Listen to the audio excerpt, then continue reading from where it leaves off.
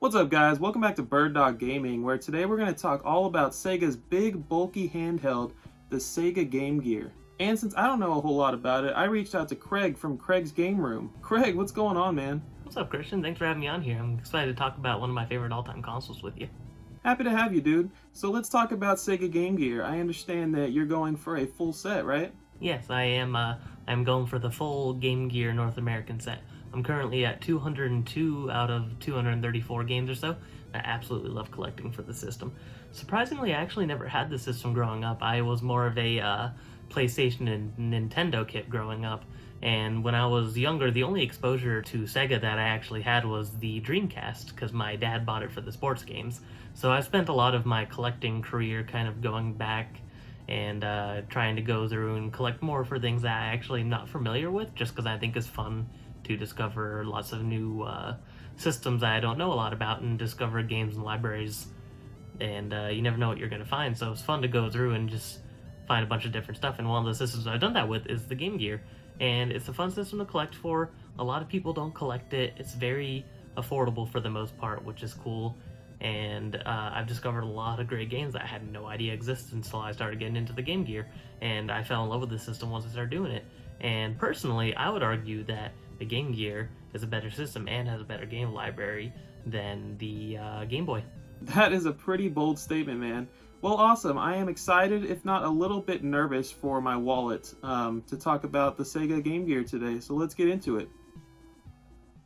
But let's just start with a little history. Back in 1989, Nintendo released the Game Boy, a handheld which sold over 300,000 units in the first 2 weeks of its launch. With how much of a success the handheld was over the next year, Sega decided it was time to get in on some handheld action as well. The main thing Sega wanted to improve upon over the Game Boy was the screen. Not only did the Game Boy lack color, it lacked the ability to see the screen when playing in the dark. So, after being codenamed Project Mercury, the Game Gear was born in 1990 in Japan with a backlit screen and a whole lot more colors than that Game Boy Green. It launched alongside 3 games, Super Monaco GP, Pengo, and Columns, which was the apparent rival to the pack-in Game Boy title Tetris. The handheld wouldn't make its way to North America until spring of the following year. But those weren't the only 2 handhelds on the market. NEC had already put out their Turbo Express, and Atari had the Lynx. The Game Gear would go on to surpass both of them in sales, but would never match up to the success of the Game Boy. Very true. But we're not here to talk Atari or NEC, so let's dive into the Game Gear. Craig, talk to me about buying a Game Gear in 2020. What do I need to know? What are the typical faulty parts? What's a good price? All that stuff. So, you want to buy a Game Gear. A fair and average price for a Game Gear would be around the $50 mark. But that's only if the capacitors have been changed. Bad capacitors can lead to no sound and even more unviewable screen on the system. If you get one that hasn't been repaired, you could get them cheaper, but they aren't worth getting this way because then you'll most likely need to get them recapped anyway, thus defeating the purpose of getting one cheaper, since you'll have to pay someone to fix the console. That is unless you know how to fix it yourself. For the most part, all game stores that sell Game Gear should have them recapped when they put them out for sale, so suggest that you buy them system locally if you can, especially since then you could test them before purchasing them. In terms of what model of Game Gear to go with, they're all the same internally, so unless you prefer how one looks compared to another, you're good to go with any model.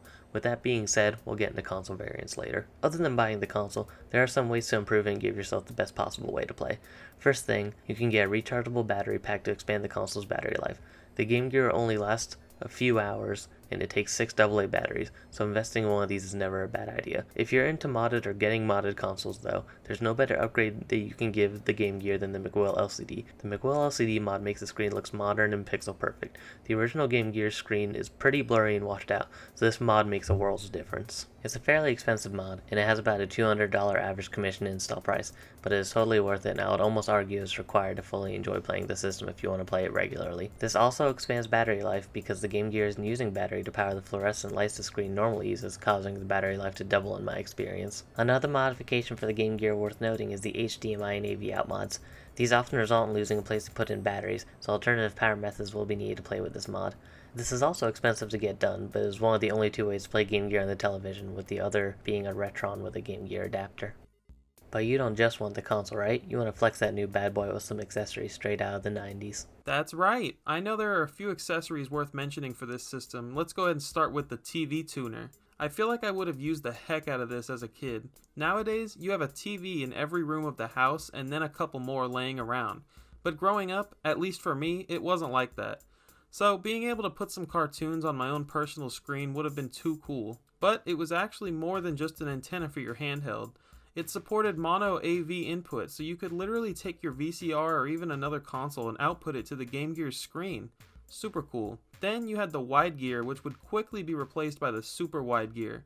These were big, bulky plastic overlays used to magnify the system's screen so you could see it better, which is pretty cool I guess, but they're just so big. And the console's already big as it is. You had to screw these into the back of the console like it was some kind of heavy duty machinery. And in case you happen to know someone else with a Game Gear, you could get the gear-to-gear link cable, which would allow you to play with them as long as they also had their own copy of the game. Shockingly, there are over 100 games that support this accessory if we include foreign releases.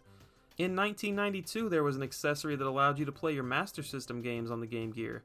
A very cool accessory for anyone who either doesn't have a Master System or already has one with a bunch of games for it. And like every other system of the 90s, there was the Game Genie, which allowed you to use cheats in your games. The last thing I want to mention is the battery pack, which if you're not going to go through with the mod Craig mentioned, then it might be worth looking into. Yeah, the Game Gear is known for running those 6 AA's down pretty quickly. Now, let's get into some of my favorite games that are totally worth playing on the system. Mega Man, classic run and gun action. Some Mega Man peers will argue against this entry because of the screen scrolling during vertical movement, but if you ask me, it's a fun Mega Man game and one that not a lot of people have ever played. It features Robot Masters from both Mega Man 4 and 5 on the NES. Ristar.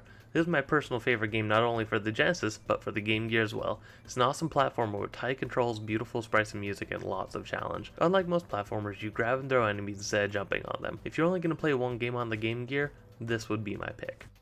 Sonic Chaos. Can't have a Sega console without an original Sonic game. The Game Gear got multiple, but I think the best one has got to be Sonic Chaos. It's a little on the easy side, but super fun to blast through and casually play. Devilish. Ever played Arcanite or Breakout? It's like that, but with a darker atmosphere and way harder. You can rearrange the palette to fit either your playstyle or what is needed to beat certain levels. An awesome Game Gear game that flies under most people's radar. Sonic Drift 2. Sonic Drift 2 is the racing game for the platform. For some reason we didn't get the first game here in the States, but that's for the best as the first game isn't very good. But the second game is awesome. Drifting is the key to winning, and even though the track designs are simple, I find them fairly memorable.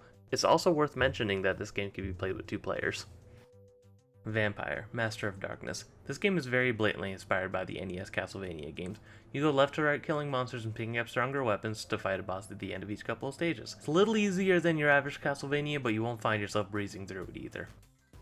Crystal Warriors. A turn-based strategy RPG on the Game Gear might not sound like the most appealing thing, but it is a good one. The great battle animation and sprites definitely stick out, and for those of you who are new to the genre, it's a good entry point to see how you might like the style of game. Tails Adventure. Not your typical Sonic game, Tails Adventure is a Metroidvania style RPG, having you to traverse through dungeons and collecting upgrades to keep going. This game has debatably the best sprite work on the system and looks amazing for being an 8-bit game. There's a lot of backtracking in this one, but it's worth it, and it's a one-of-a-kind game especially for the Game Gear.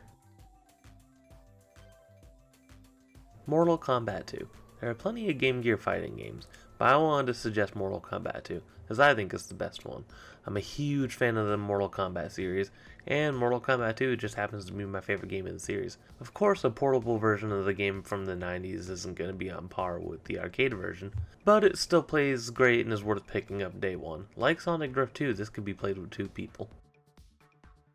Halley Wars. Now, if you're anything like me, you love shoot 'em ups, but you suck at them. Halley Wars is the best one on the Game Gear though, and you can't play it anywhere else.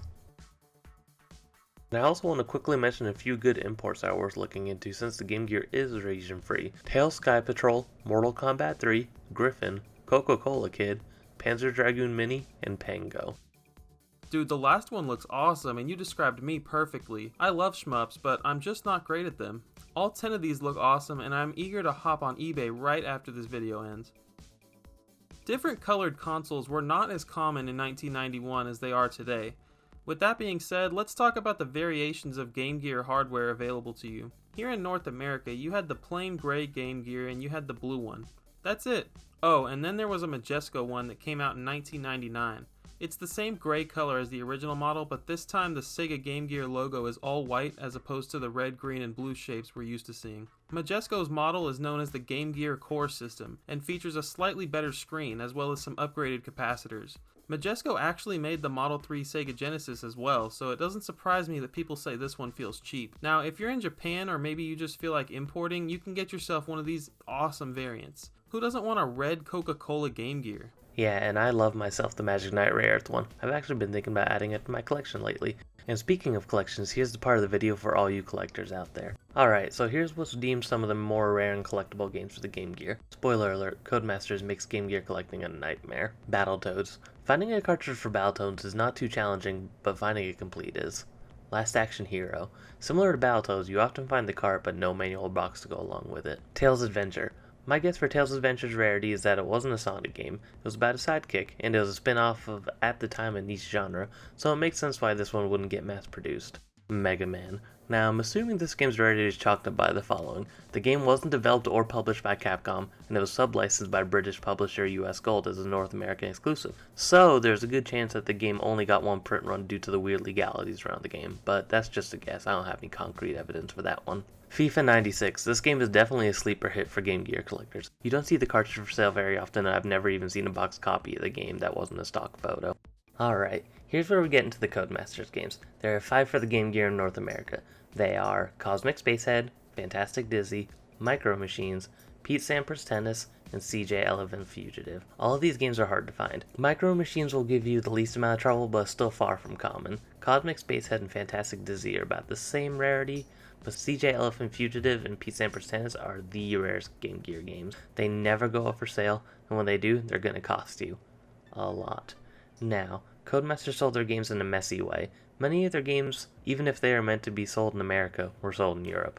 No idea why, but if you go to buy any of these games, whether they are the NTSC or PAL versions, you'll almost have to import them always from Europe. Very rarely do these games go up for sale, but when they do, it's almost always on UK eBay. Also, many Game Gear games have slight differences from their PAL counterparts. So if what region Game Gear game matters to you, make sure you research what the American copy should look like. Sega Retro has a great database that can be used to check your games for what region they are.